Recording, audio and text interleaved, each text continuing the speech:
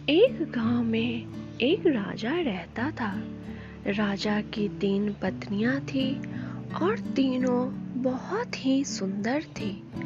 सबसे छोटी वाली राजा की पत्नी बहुत धार्मिक स्वभाव की थी।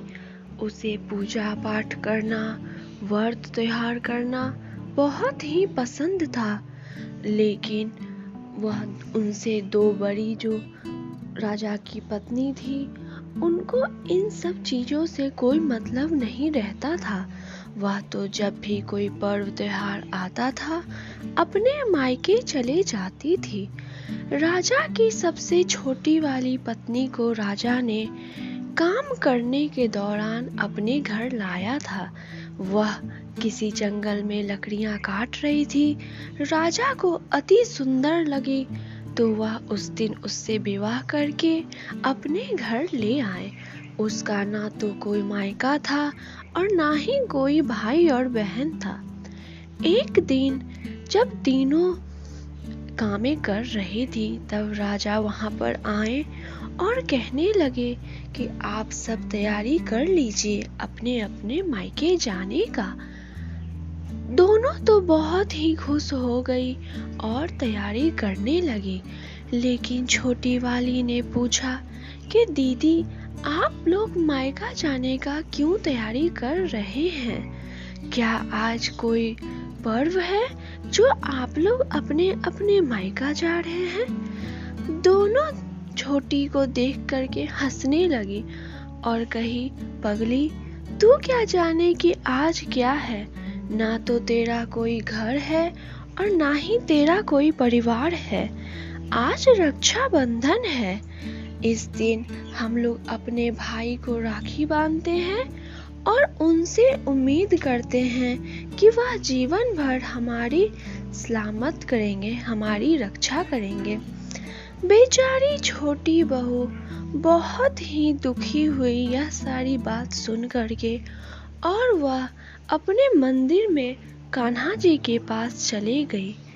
कान्हा जी से बोलने लगी कि हे कान्हा जी, मेरा तो कोई भाई ही नहीं है, मैं किसे राखी बांधूं?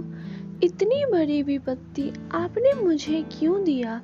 मेरी दोनों बड़ी दीदी अपने अपने मायका जाने की तैयारी कर रही है, लेकिन भला मैं कैसे जाऊं? मेरे तो कोई भाई ही नहीं है।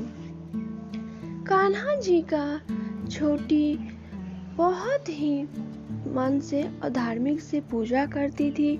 वह मन ही मन सोचने लगे कि क्यों नहीं इसे एक भाई दिया जाए।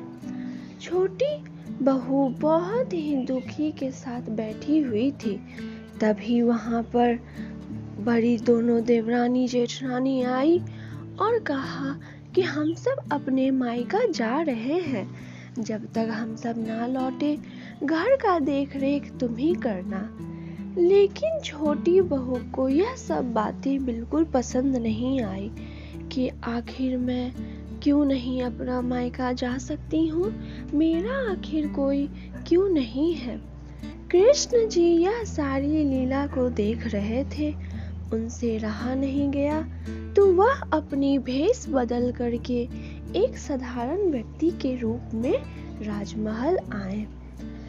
उन्होंने राजा से कहा कि हे राजा, मैं आपकी सबसे छोटी वाली पत्नी का भाई हूँ। मैं अपनी बहन को रक्षाबंधन के त्योहार पे लेने के लिए आया हूँ। लेकिन राजा तो जानता था कि उसकी सबसे छोटी वाली पत्नी का कोई भाई नहीं है। उसने कहा, हे मान्यवर, मैं जानता हूँ कि मेरी छोटी वाली पत्नी का कोई भी भाई नहीं है। तब फिर आप कौन हो? अपना परिचय दीजिए। लेकिन उस साधारण व्यक्ति के बहुत कहने के बाद राजा मान गया और अपनी छोटी वाली पत्नी को उसके साथ भेज दिया। रास्ता में जब छोटी बहू और वो साधारण व्यक्ति कुछ दूर पे पहुंचे, तब उसने कहा कि मेरी छोटी प्यारी बहन, मैं तुम्हारा दूर का रिश्तेदार का भाई हूँ। आज से पहले तुमने मुझे कभी नहीं देखा होगा, लेकिन मैं तुम्हारा ही भाई हूँ। कुछ दूर पे चलते ही उस साधारण व्यक्ति का एक बड़ा सा महल था। उसमें वह अपनी छोटी बहन को लेकर के और बहुत ही धूमधाम से राखी मनाए, उसके साथ खान पान भी किए और फिर उसे विदा करने के लिए उसके साथ वहां से चल पड़े। लेकिन अभी तक वह छोटी बहू समझ नहीं पाई कि आखिर यह कौन है जो मेरा भाई होने का दावा कर रहा है। उससे रहा नहीं गया, उसने कहा, हे भैया, आप कौन हो? मैं तो आपको इससे पहले कभी नहीं देखी थी, फिर आप अचानक से मेरे भाई बनके कैसे आ गए? तब उसके बाद उस भाई ने कहा कि बहन, तुम याद करो, तुम तो रोज मुझसे मिला करती हो, फिर अपने भाई को आज कैसे भूल सकती हो? छोटी बहू बहुत ही गंभीर से सोचने लगी, आखिर ऐसा कैसे हो सकता है? मैं भला रोज रोज इनसे कहाँ मिलती हूँ? ये कौन है? मुझे कुछ नहीं पता और अचानक से मेरे भाई बन कर के आ गए और मेरी रक्षा का दावा करने लगे। तब वहाँ पर छोटी बहन उनसे बहुत ही अनुरोध करने लगी, भैया आप कौन हैं? मुझे बता दीजिए, मैं किसी को नहीं बताऊंगी। तब उसके भाई ने कुछ ही दूर पर एक जंगल में अपनी बहन को लेकर के गए और वहाँ पर साक्षात कृष्ण जी का रूप बदले। छोटी बहू जैसे ही देखी कि ये कृष्ण भगवान जी है, उसकी आंखें खुली की खुली रह गई। उसने कहा, हे कृष्ण भगवान जी, आप ही मेरे भाई हो, यह बात की मुझे जरा सी भी भनक नहीं थी। भैया, मेरा कोई भाई नहीं है, आज से मैं आपको ही अपना भाई मानूंगी और मैं आपकी जो रोज पूजा करती थी, आपने मुझे यह फल दिया, मैं उसके लिए कोटि कोटि नमन करती हूँ। कृष्ण जी ने कहा, मेरी जो भी प्यार से सेवा करता है, जिसका कोई भाई नहीं रहता है, मैं उसका भाई बन जाता हूँ। इस रक्षाबंधन के पर्व में जो भी मेरी पूजा पाठ करेगा, मैं सोचूंगा कि वह मेरी छोटी बहन के जैसी है।